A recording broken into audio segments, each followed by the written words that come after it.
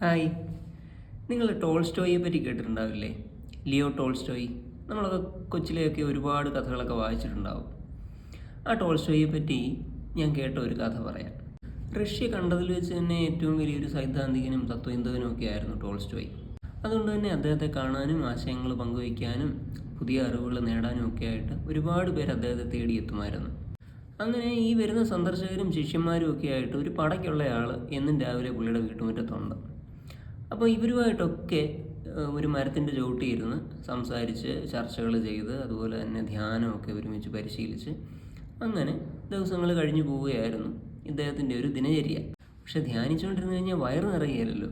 അതുകൊണ്ട് തന്നെ പുള്ളിയുടെ ഭാര്യയായിരുന്നു ആ വീട് പുലർത്തിയിരുന്നത്. അവരാണെന്നുണ്ടെങ്കിൽ എന്നും രാവിലെ വിറവ് വെട്ടാനും മറ്റ് ചെറിയ ചെറിയ ജോലികൾക്കൊക്കെ പോയിട്ട് കിട്ടുന്ന തുച്ഛമായിട്ടുള്ള സമ്പാദ്യം കൊണ്ടാണ് ആ കുടുംബം അവർ പുലർത്തിയിരുന്നത്. പക്ഷേ ടോൾസ്റ്റോയെ സംബന്ധിച്ച് ഇതൊന്നും ഒരു വിഷയമേ അല്ല. പുള്ളിക്ക് ഭക്ഷണം ഉണ്ടെങ്കിലും ഇല്ലെങ്കിലും ഇവരാരും കഴിച്ചാലോ കഴിച്ചില്ലെങ്കിലോ ഒന്നും അദ്ദേഹം അതിനെപ്പറ്റിയൊന്നും ബോധേടേ അല്ല. കുറച്ചധികം കാലം കഴിഞ്ഞപ്പോഴത്തേന് ഈ ഭാര്യയ്ക്ക് സഹി കിട്ടും. അവർ ഇദ്ദേഹത്തെ ഇടയ്ക്കിടയ്ക്ക് വഴക്ക് പറയാനും ചീത്ത വിളിക്കാനും ഒക്കെ തുടങ്ങി. പക്ഷേ ഇത് ഡെയിലി കേൾക്കുന്ന ഈ ശിഷ്യന്മാർക്ക് ഇതൊക്കെ ഒരു ശീലമായിരുന്നു. അവരെന്തെങ്കിലുമൊക്കെ കുറച്ച് നേരം അവിടെ നിന്ന് പറയും പോവും. അങ്ങനെ തുടർന്നുകൊണ്ടിരുന്നു. ഒരു ദിവസം ഇവർക്ക് സഹി കെട്ടിട്ട് ഇവർ ഭയങ്കരമായിട്ട് ചീത്ത വിളിക്കുക. അപ്പോൾ ടോൾസ്റ്റോയും ശിഷ്യന്മാരും അതുപോലെ ഈ വന്നവരും ഒക്കെ ധ്യാനത്തിലിരിക്കുകയാണ്. അപ്പോൾ ഈ വീടിൻ്റെ പുറകിൽ നിന്ന് വലിയ ബഹളം കേൾക്കാം. പാത്രം എടുത്ത് തറയിലടിക്കുന്നു, ഇദ്ദേഹത്തെ ചീത്ത വിളിക്കുന്നു, അവിടെ വന്നിരിക്കുന്നവരെ ഇവർ വഴക്ക് പറയുന്നു. അങ്ങനെ ഇങ്ങനെ ഭയങ്കര ബഹളം. ടോൾസ്റ്റോയ് ആണെങ്കിൽ കല്ലിന് കാറ്റ് പിടിച്ച പോലെ ഇരിപ്പുണ്ട്.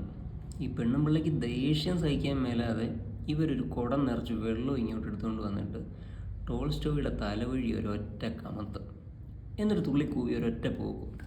ശിഷ്യന്മാർ മൊത്തം ഇത് കണ്ടങ്ങ് അന്താളിച്ചു. കാരണം എന്താണെന്ന് ചോദിച്ചു കഴിഞ്ഞാൽ നമ്മൾ ദൈവതുല്യനായിട്ട് കാണുന്ന ഒരു മനുഷ്യൻ, അദ്ദേഹത്തിൻ്റെ തലയിൽ നമ്മുടെ എല്ലാവരുടെയും മുന്നിൽ വെച്ച് ഇവർ ഈ സ്ത്രീ ഇങ്ങനെ ചെയ്തല്ലോ എന്നോർത്ത് ഭയങ്കരമായിട്ട് ദുഃഖം തോന്നുകയും ഇതിന് ടോൾസ്റ്റോയ് എങ്ങനെ പ്രതികരിക്കുന്നു എന്നുള്ളത് ഒക്കെ ഓർത്ത് ഇവരിങ്ങനെ ടെൻഷൻ അടിക്കുകയാണ്.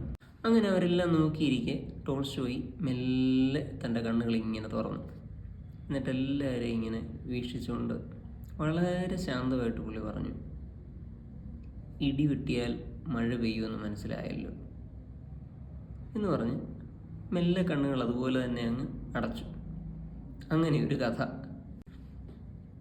ഇതിപ്പോൾ ഞാൻ ഓർക്കാൻ കാര്യം എന്താണെന്ന് ചോദിച്ചാൽ, എൻ്റെ ഒരു കൂട്ടുകാരന് കല്യാണം സെറ്റായി എന്നും പറഞ്ഞ് കഴിഞ്ഞ ദിവസം വിളിച്ചായിരുന്നു.